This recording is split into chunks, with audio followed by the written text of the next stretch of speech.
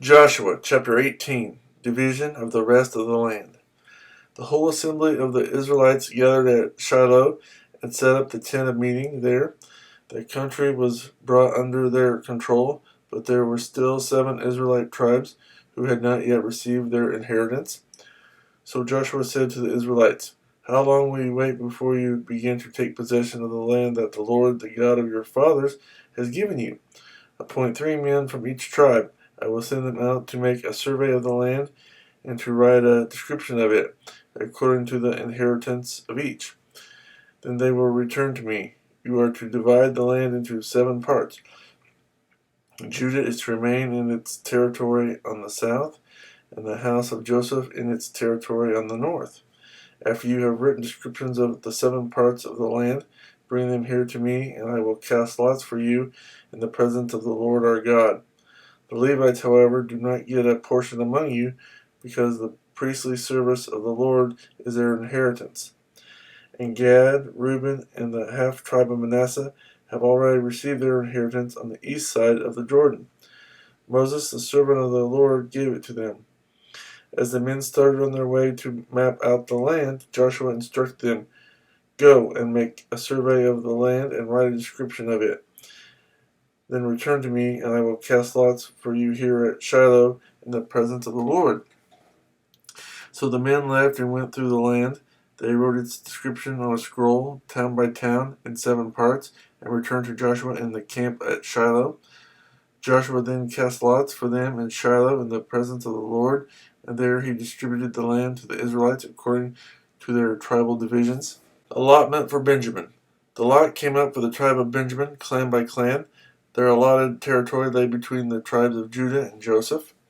On the north side, their boundary began at the Jordan, passed the northern slope of Jericho, and headed west into the hill country, coming out at the desert of Beth-aven.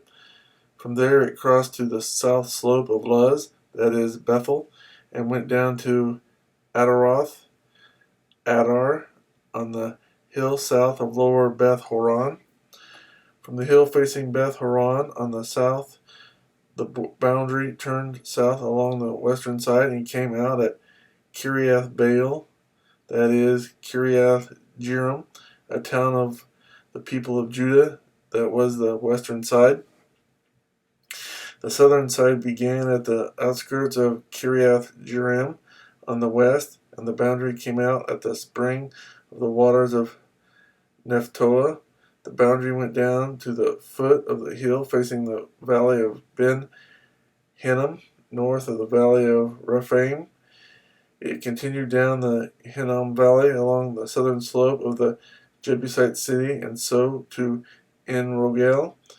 It then curved north, went to En Shemesh, continued to Geliloth, which faces the pass of Adamim, and ran down to the stone of Bohan, son of Reuben. It continued to the northern slope of Beth Arabah and on down into the Arabah. It then went to the northern slope of Beth Hoglah and came out at the northern bay of the Salt Sea at the mouth of the Jordan in the south. This was the southern boundary. The Jordan formed the boundary on the eastern side. These were the boundaries that marked out the inheritance of the clans of Benjamin on all sides.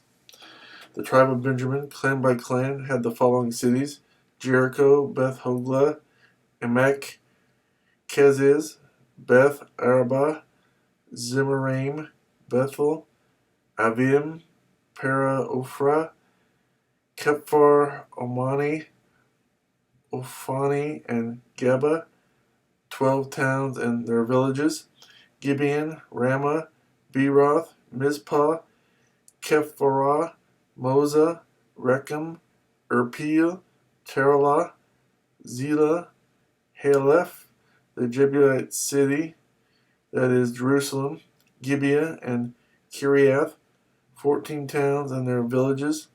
This was the inheritance of Benjamin for its clans.